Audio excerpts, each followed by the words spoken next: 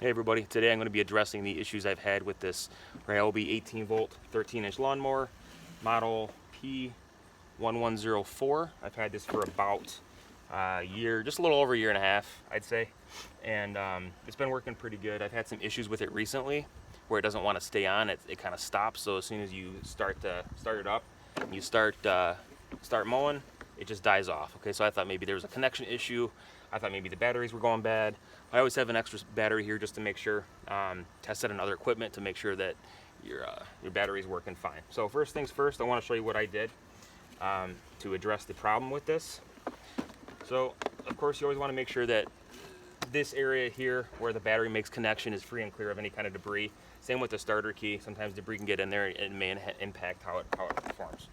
Okay, so that's looking good. I'll blow it out with my blower here, clear it all out. Okay, and then there are there's 3 screws to remove this base. 1, 2, 3, and then there's 2 at the front here off Phillips head. So 5 screws.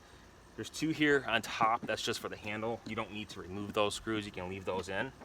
And then there's the wire on the side here. This will not allow you to remove the entire base from the unit itself. So you can only remove it up until a certain point. And then up front here, it's got a little clip, so you can pull it up here.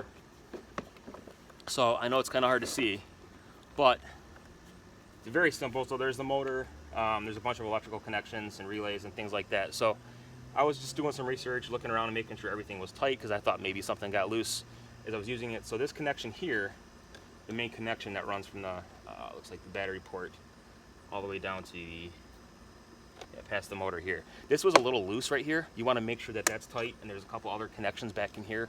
So check those connections first to make sure it's tight. I noticed this thing came out too. I think this is some kind of magnet. It helps just rest everything on. You want to make sure everything's seated correctly because it's so sensitive. I thought there was maybe a switch, like a safety switch somewhere on the inside. I know some other models had it. This one does not, so it's probably an automatic safety. So those are the main things you want to check. And then I also checked up here too to make sure nothing was loose in the wire assembly up here. There's about 6 screws, 4 on the back, and there's also 1 here on the main for the switch. So there's about 5 screws here. Okay, I took that apart. Everything looked fine, and I checked the batteries to make sure that they were both full. Batteries were fine. So I thought maybe something was wrong with the motor. But the reason I thought maybe it was some kind of electrical connection is because it kept cutting out. So the battery was fine, it started up fine, but then all of a sudden it just died out when I started to move it. So those are the main issues I had. You want to make sure that when you're putting this back together that you seat it properly. So like up here, this little lip tucks under here. And of course, as you're touching stuff, you want to remove everything, battery, whatever. I didn't really touch too much, just the cord, just the cord itself. But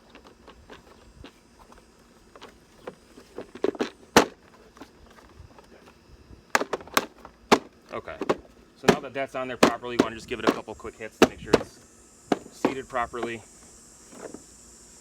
And then, of course, I want to try it again. Make sure everything's in there. Start it up.